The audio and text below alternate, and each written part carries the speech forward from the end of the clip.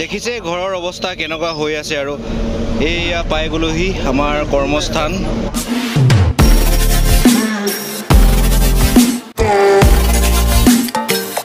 তো আজি মই ডিউটিলৈ গৈ আছোঁ। এয়া পেকিং কৰি আছোঁ আৰু চব ভালকৈ পেকিং হৈছে নাই চাই লৈছোঁ।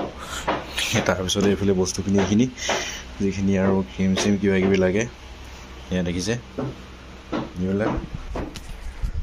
Hello' guys, good morning, welcome back to my brand new vlog. তো আজি এটা নতুন ভিডিঅ'লৈ আপোনাক স্বাগতম জনাইছোঁ। আজি মই গৈ আছোঁ ডিউটিলৈ। ডিউটিৰ পৰা ভিডিঅ'বিলাক দেখাবলৈ চেষ্টা কৰিম আপোনালোকক যিমান পাৰোঁ। তো গতিকে ভিডিঅ'বিলাক চাই থাকিব।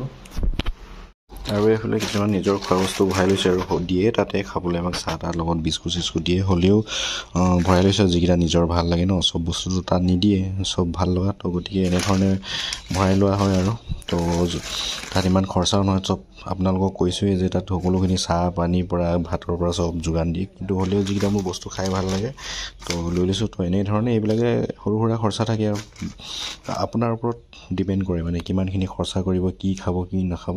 তো সেইটোতো নিজৰ ব্যক্তিগত কথা নহয় জানো। গতিকে মই এতিয়া এইখিনি খাম, গতিকে সেইকাৰণে ভৰাই লৈছোঁ।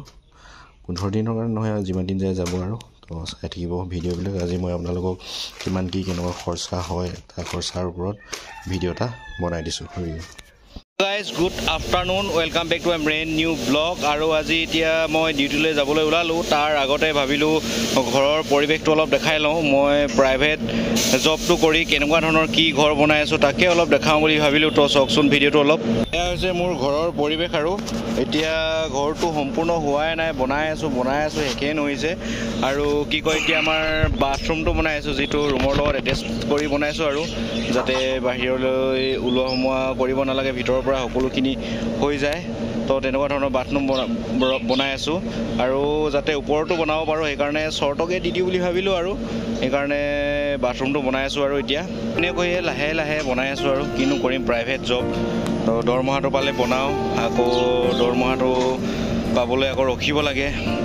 তো সেইকাৰণে এনেকৈ। আৰু এইটো হৈছে আমাৰ যিটো মানে আমাৰ মল মূত্ৰখিনি পৰিব মানে লেট্ৰিনৰ গাঁতটো, এইটো হোৱাই নাই কিন্তু বনাইছোঁৱেই এইটো। তো এনেধৰণে লাহে লাহে কৰি আছোঁ আৰু পইচা পালে বনাওঁ আকৌ ৰখোঁ। তো তেনেকুৱা ধৰণে বনাবলগীয়া হয়। প্ৰাইভেট জব কি কৰিব, উপায়তো নাই, এনেকৈ বনাই আছোঁ। আৰু ওপৰৰ পৰা অলপ দৃশ্যটো অলপ দেখাইছোঁ আপোনালোকক। এয়া হৈছে লেট্ৰিন বাথৰুমৰ। আৰু এইফালে শিল বালি তুলি লৈছে মিস্ত্ৰীকেইজনে, যাতে ওপৰৰ পৰাই ঢালিবলৈ সুবিধাখিনি হয়। এয়াই হৈছে আমাৰ ঘৰখন আৰু বনাই আছোঁ আৰু এনেকৈ। আৰু এইফালে হ'ব চৰ্টখন, এইফালে আছে আৰু মোৰ ৰুমটো। আৰু এনেধৰণে আৰু কেইবাটাও বাথৰুম হ'ব আৰু দুটা বনাইছোঁ বাথৰুম, এটা এটেচ আৰু এটা বাহিৰৰ পৰা কৰিব পৰা কাম ফেৰা। ইয়াত দেখিছে শিলখিনি।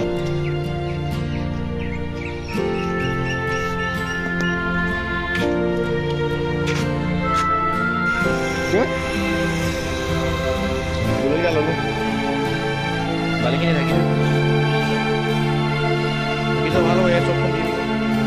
ওলাবলৈ হ'ল আৰু গাড়ীৰ কাৰণে ৰৈ আছোঁ। আপোনালোকক কৈছিলোঁ যে মই গাড়ীখন ঘৰৰ পৰা লৈ যায়হি, তাকে অলপ দেখাম বুলি ভাবিছোঁ। আৰু এইফালে গ'লে নাহৰকটীয়া পায় আৰু ৰাস্তাটো দেখিছে আৰু মেইন ৰোডৰ কাষতে আৰু আমাৰ ঘৰটো।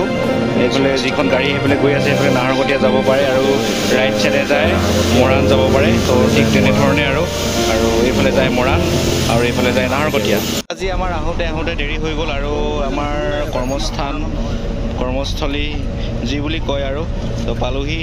কাইলৈ ৰাতিপুৱাৰ পৰা আমাৰ যুদ্ধখন আৰম্ভ হ'ব, মানে কৰ্মৰ যুদ্ধ, কাম কৰিব লাগিব। ইয়াত দেখিছে 8টা বাজিলেগৈ আৰু 8টা। আৰু এতিয়া